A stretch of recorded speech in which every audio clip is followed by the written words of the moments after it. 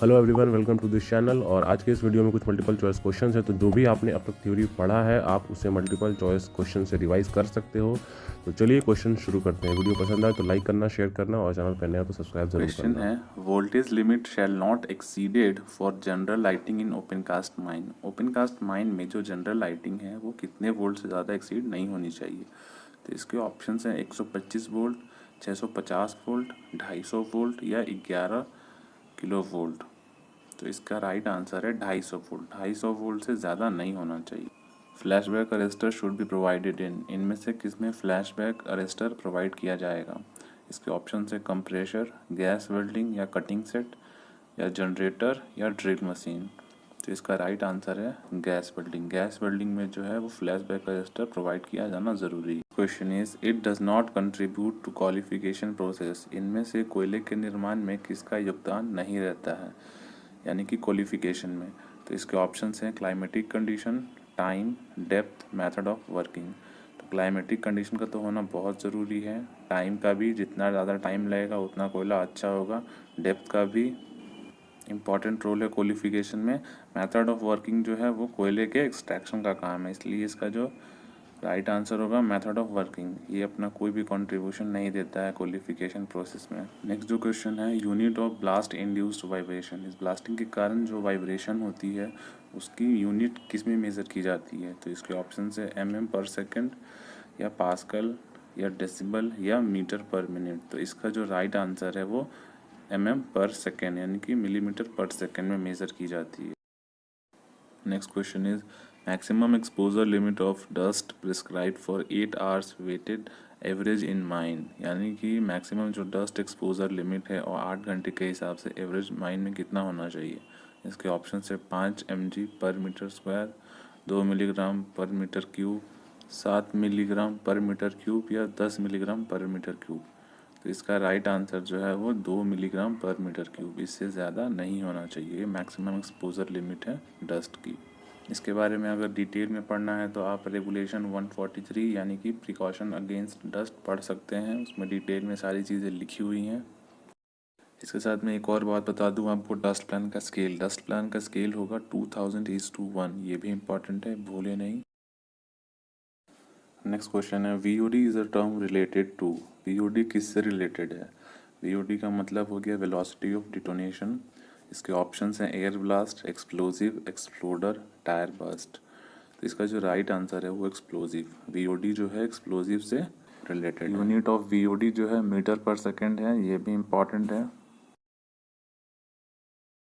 Next question is a clearance between drill hole and explosive cartridge should be at least.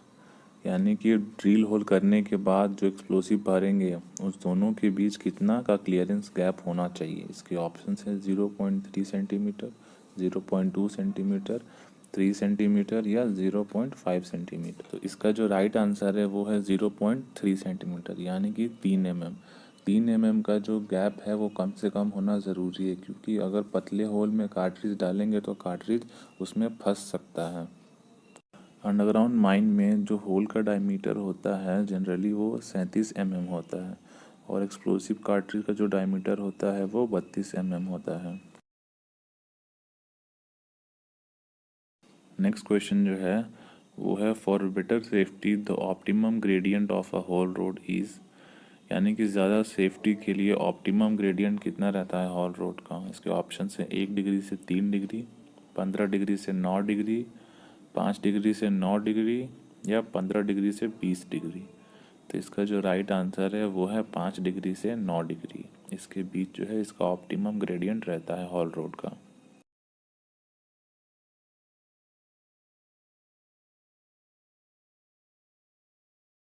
Next question जो है Who will set permanent or temporary speed limit for any area of the mine or any vehicle or class of vehicle।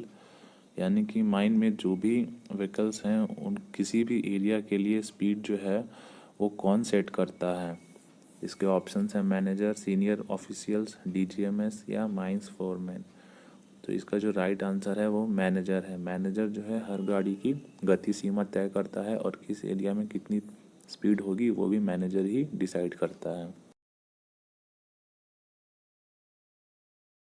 Next question is, what should be the minimum anchorage strength of roof bolt after half an hour and after 2 hours? यानी कि roof bolting के बाद encourage strength जो है, load bearing strength, वो कितनी होती है आधे घंटे के बाद और 2 घंटे के बाद? तो इसका राइट आंसर है 3 टन और 5 टन। आधे घंटे और 2 घंटे में 3 टन और 5 टन लोड बेरिंग कैपेसिटी होती है रूफ बोल्ट की। अगला सवाल है, once at least how many days air quantity survey shall be done in a गैसीय सिम ऑफ फर्स्ट डिग्री और in a non fiery seam? Option हैं इसके 7 दिन, 30 दिन, 15 दिन या 60 दिन। तो इसका राइट आंसर है 30 दिन। इसके बाद अगला सवाल है, what should be the percentage of inflammable gas in the return air in any heading ventilated by an auxiliary fan? Option है इसके 0.5%, 0.3%, 0.75%, 1.25%। तो right answer is 0.5%। Next question is, which one of the following composition of methane in air is most explosive in nature? कितने % methane जब air में रहेगा तो सबसे ज़्यादा भयावह एक्सप्लोजन होगा, मीन सबसे ज़्यादा डेंजरस एक्सप्लोजन कितने % मीथेन पे होगा? तो इसके ऑप्शंस है 8.5% by volume, 9.5% by volume, 10.5% by volume या 11.5% बाई वॉल्यूम। तो इसका जो राइट आंसर है वो 9.5% बाई वॉल्यूम, 9.6% भी रह सकता है, ऐसा नहीं है ऑप्शन में, वो जैसा आएगा उस हिसाब से आप देख लीजिएगा। इसके बाद मीथेन की अपर लिमिट और लोअर लिमिट। तो लोअर लिमिट है 5.4% और अपर लिमिट है 14.8%, और ऑक्सीजन जो है वो 12% से कम नहीं होना चाहिए।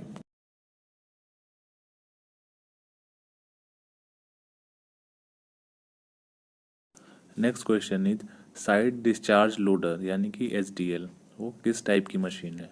इसके ऑप्शंस हैं crawler mounted machine, tyre mounted machine या रेल माउंटेड मशीन या बोथ, यानी कि टायर और क्रॉलर दोनों।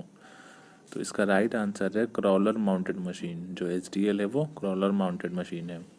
और इसके बाद इसी क्वेश्चन को LHD में भी पूछ सकता है कि LHD जो है वो किस टाइप की मशीन है, क्रॉलर माउंटेड, टायर माउंटेड या रेल माउंटेड या दोनों। तो LHD का जो आंसर होगा वो होगा टायर माउंटेड।